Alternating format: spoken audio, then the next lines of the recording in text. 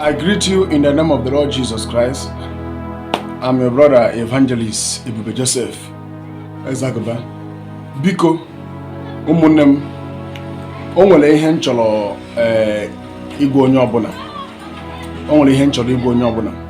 Mana before nkwuo ihe ọbụla m chọrọ ikwu, achọrọ m ka unu gee this voice record.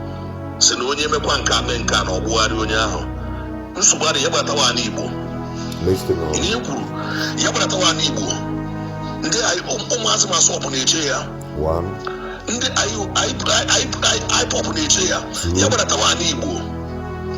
So that means na ndị masị ọbụ na ndị IPOP achọrọ ka Evangelist Ebuka Obi bunata ministry ya, rụọ ma factory ma school, ihe ọ na-achị bịa bido lụọ na Igbo. So that means na ha achọrọ ka Evangelist Ebuka Obi bunata all those things na Igbo bịa lụọ ya.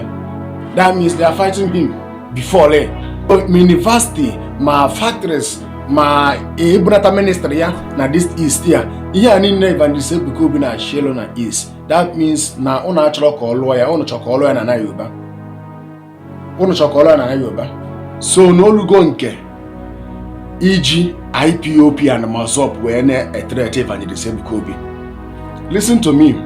Amara m onye send this voice record to this our brother. I don't know the person send this voice record. Mana this our brother posted it on Facebook. O tikwa the number onye ahụ na Facebook page ya.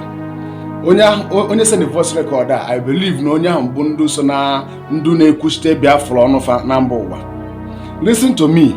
Ọ bụ na ị na-eme Biafra agitation na ịpụta for Biafra ka ndị Biafra nwere onwe fe, whether in Nigeria, in outside Nigeria, remove your mouth ihe gbasa religion na-aga.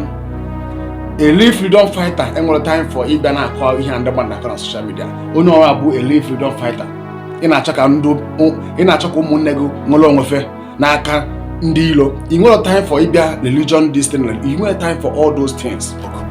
Kama onwezi onye ọbụla bụ pastor, reverend father or bishop binyere ọtọ wee na-ekwu okwu against Biafra anyị na-achọ ka anyị nweta. Unu nwezi right ebe onye ahụ mba lebuka onye ahụ. Mana mmadụ ha dịrị ekwu okwu against Biafra na mmadụ na-ekwu ihe ife gbasara religion, ibulie n'isi na-akpali onye ahụ. Ịsịkwa na ebe freedom fighter ị na-achọ ka ụmụnne gị nwere onwe ijize because of na ndị a na-ekpe nke ndị a na-ekpe nke iwezie nwee nkewa na-akpali ndụ nke a. That is not good. That is not a freedom fighter. A freedom fighter, a real freedom fighter, ibia to the people in Achi deliver. Hana enwe problem among them. Na enwe religious problem among them.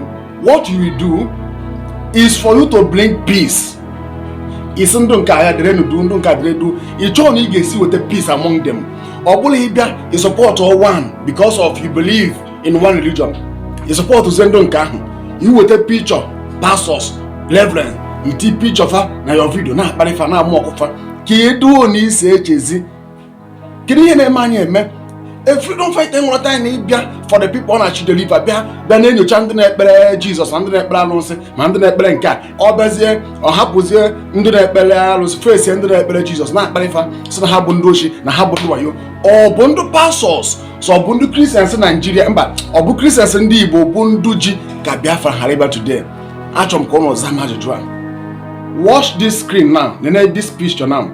This screen bụ this channel anyị na-afụ now bụ Oduduwa Nation Yoruba. Ihe a bụ one of the media, one of the strong media ndị Oduduwa Nation ji wee na-explain their news. Sometimes ha na-post video in the year 2001, 2002, they are posting my video on their platform. Mana since m bido soro ndị ahụ, since m bido na-follow this Oduduwa Nation TV na watch ihe na-eme na mba ụwa niile, afụbe m ebe ndị a bịa postuo picture ndụ pastors ndị Yoruba ụmụnnefe ma Adebayo Mohidokpo ndị nwe private jet. Afụbe m ebe ha bịa postuo pictures ndị Yoruba pastors ụmụnnefe na-akpalifa onye ndị Igbo seme, onye ndị Igbo si na ha na-asọ Biafra seme their own. Icha na asọsọ Matthias na amị ihe ọ na-eme ebe a. That the freeze na-eme nke ya, mana that the freeze adazi eme one nke Matthias si do, nke Matthias does worst. That the freeze nke dị iche, mana that the freeze adịghị emezi too much like that.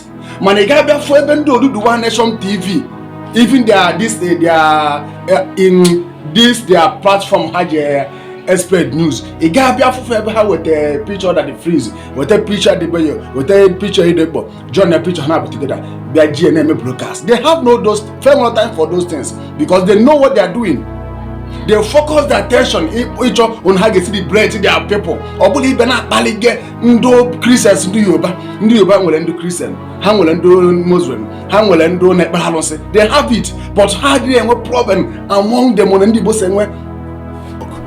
They have no problem like that. This thing, since ndị Oduduwa na-post my videos na their platform Facebook, both my Twitter and YouTube, Instagram, afụbeghị m ebe ha posturu picture Kumonyi, picture Edekpo, picture Adiboyo, picture all these top pastors ndị Yoruba na-akparịfa. Afụbeghị m ebe ha na-eme that thing. Mana gaa na platform ndị Biafra, 100% or 99% of their platform ị ga-afụ ndị pastor ha tinye Ebuka Obi, ha etinye onye anụmanụ, tinye top pastor ha ga-etinye Mbaka na-akparịfa na-akpọfa ndị ochi. Mbaka mee evangelist Ebuka Obi ndị Christians ndị Igbo ji ka Biafra ha ịba since. Ndị Christians ndị Igbo ji ka Biafra ha ịba since ọfa ji Biafra. Unu hapụ the most important thing unu ga-focus na-aja aka akụkọ Mama Ngozi na ndị ya dị. Kedu maka mba ụwa na-efolo unu na-enene Facebook unu na-enene YouTube and Instagram and all the platform unu na-use again. Father na-enenezi unu na-ede ebe ahụ. Fafụnụ unu na-anụ ọgụ among onwe unu gbasara religion. Fafụnụ unu na-eme ihe gbasara religion this thing. Fagasị unu adịrọ serious. Unu hapụrụ ihe unu ga-pursue. Hapụ ya bịa na-akọ akụkọ Mama Ngozi na ndị ya dị. Bịa na-akọ akụkọ Tom and Jerry. Na-akọ akụkọ ihe kwesịrị unu ga na-akọ. Ihe unu kwesịrị na-abịa achọ unu ga-esi wee chịkọta ndị Igbo ọnụ wadụ na onye a na-ekpe alụsị onye a na-abụ Christian ka ha nwedo ofu love ka ha nwee love your neighbors, love yourself.